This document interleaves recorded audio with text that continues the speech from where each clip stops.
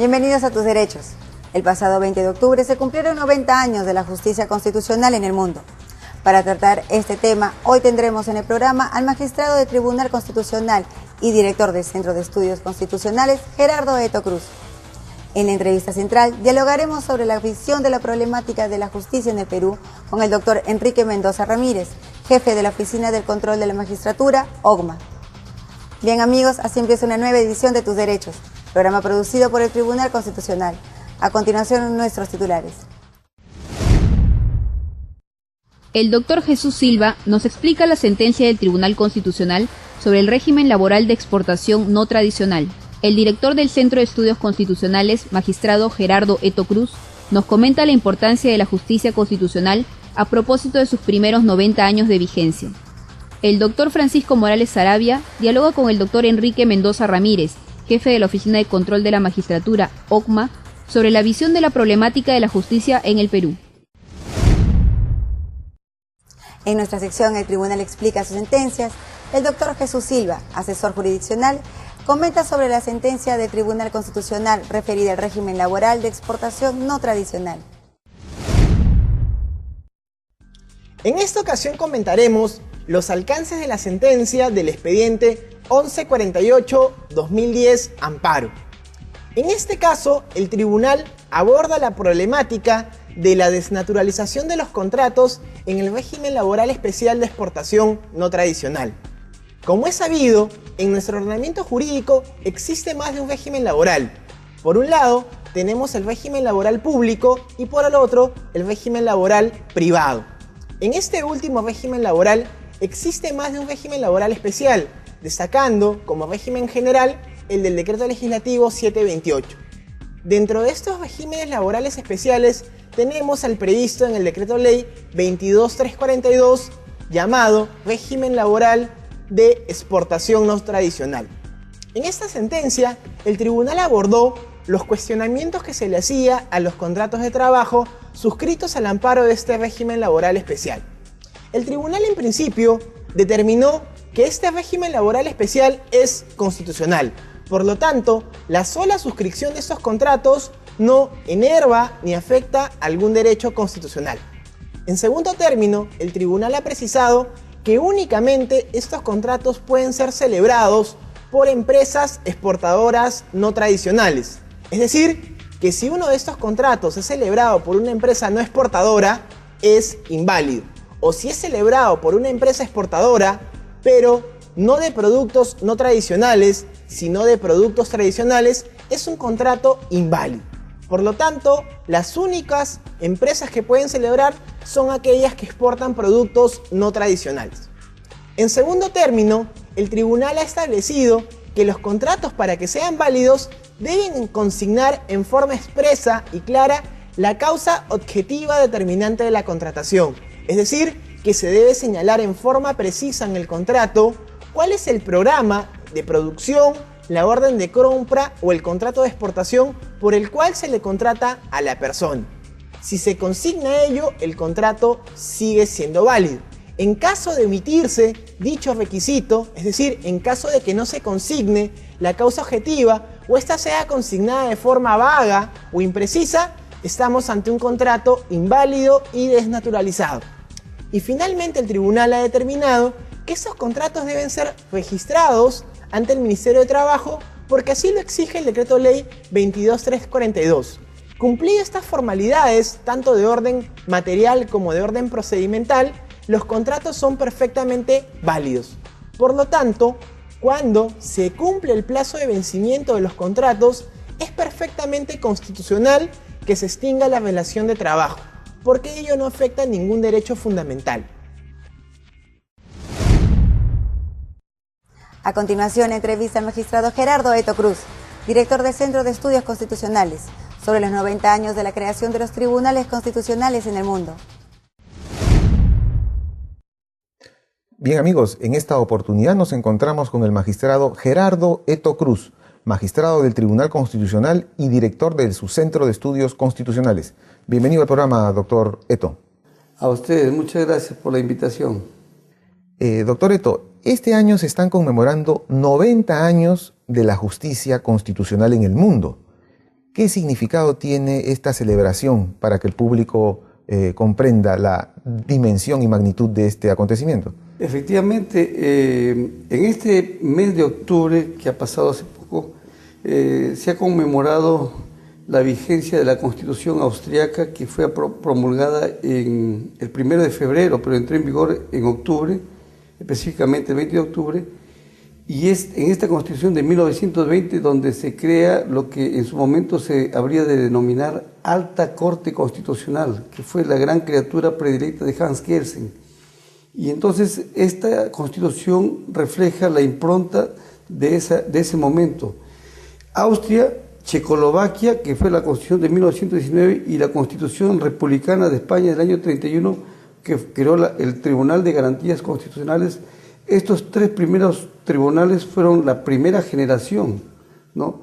En consecuencia, desde esa fecha a la actualidad, con el interregno de la Guerra Mundial que paralizaron los tribunales constitucionales, hacer un balance de estos primeros 90 años es realmente fructífero e interesante, porque eso supone ver qué se ha hecho, qué se ha avanzado y cuáles son sus fortalezas y debilidades.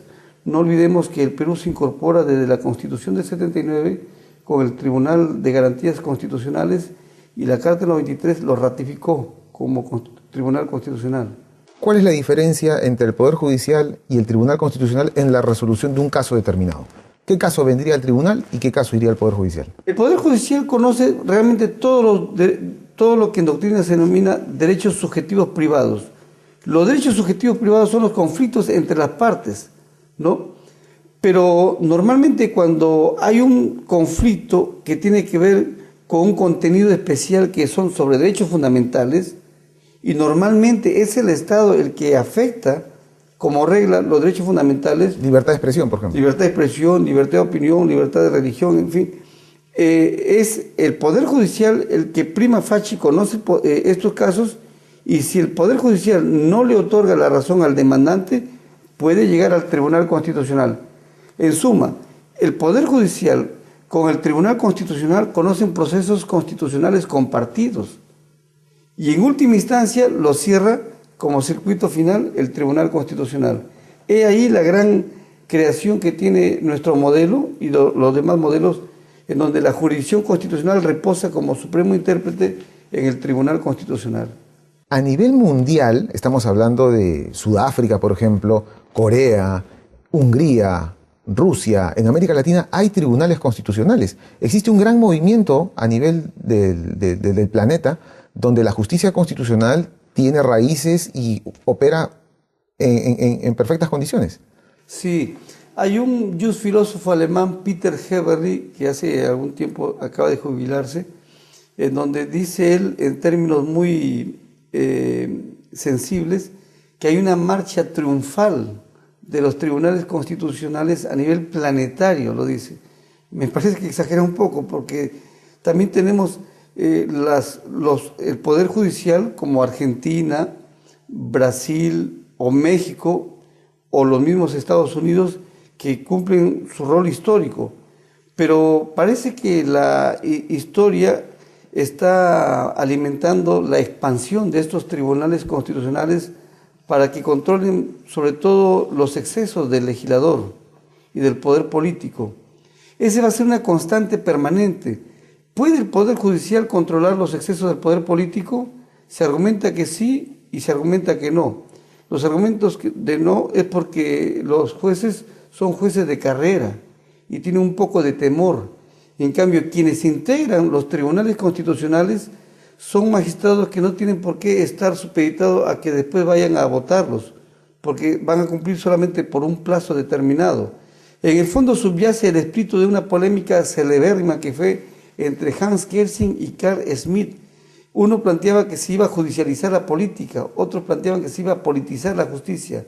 Independientemente de esos extremos, lo importante es que el Tribunal Constitucional en el Perú forma parte del ajedrez geopolítico para que haya gobernabilidad, predictibilidad, seguridad, tanto para los inversionistas, para el hombre sencillo que tiene un problema de una reposición laboral, o la afectación de algún derecho fundamental de alguna empresa, o una persona que no se le deja ejercitar su libertad de culto. Todas estas sangres llegan al Perú, al Tribunal Constitucional, y en su momento el tribunal estimará si es fundado o no. Creo que el Tribunal Constitucional ya el próximo año están cumpliendo 30 años y creo que ha venido haciendo unos extraordinarios servicios en la consolidación de la democracia en el Perú. Y en relación a esta labor que viene desarrollando el Tribunal Constitucional, ¿usted considera que el tribunal se está afianzando cada vez más? Se está consolidando.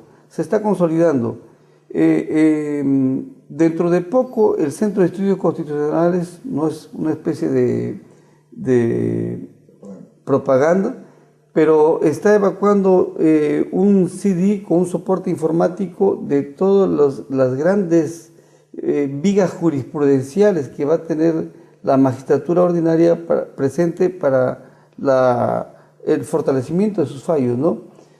Ya dentro de poco, usted mismo me podrá rectificar, ya estamos llegando a los 65.000 sentencias aproximadamente, lo cual significa pues que es una compacta jurisprudencia que viene consolidando el tribunal. La idea del tribunal tiene creaciones sobre lo que se llama cierta autonomía procesal interpretativa y tiene creaciones en la parte sustantiva de los derechos fundamentales. Nos falta seguramente mucho que recorrer y eso dependerá de las contingencias de los casos que vengan. Estamos bajando la carga procesal. Creo que para el próximo año llegaremos a 1.500 casos, lo cual nos va a permitir tener más holgura, más tiempo para hacer una construcción mucho más sólida de predictibilidad, seguridad y fortalecer las instituciones, porque el país lo que requiere es una imagen de confianza en el sistema de justicia y el tribunal tiene que cumplir un importante y desencadenante labor con efecto dominó en el Poder Judicial, en el Ministerio Público, en la Academia de la Magistratura, en fin, en todos los órganos que tienen que ver con el sistema de justicia en el Perú. Muy bien, doctor. Muchas gracias por la entrevista y bueno, hemos comentado estos 90 años de celebración de la justicia constitucional en el mundo. A ustedes, muchas gracias. Bien amigos, fue el magistrado Gerardo Eto Cruz, con quien hemos dialogado sobre los 90 años de la justicia constitucional en el mundo. ¿Sabías que? El artículo 138 de la Constitución Política señala que la potestad de administrar justicia emana del pueblo y se ejerce por el Poder Judicial a través de sus órganos jerárquicos con arreglo a la Constitución y a las leyes.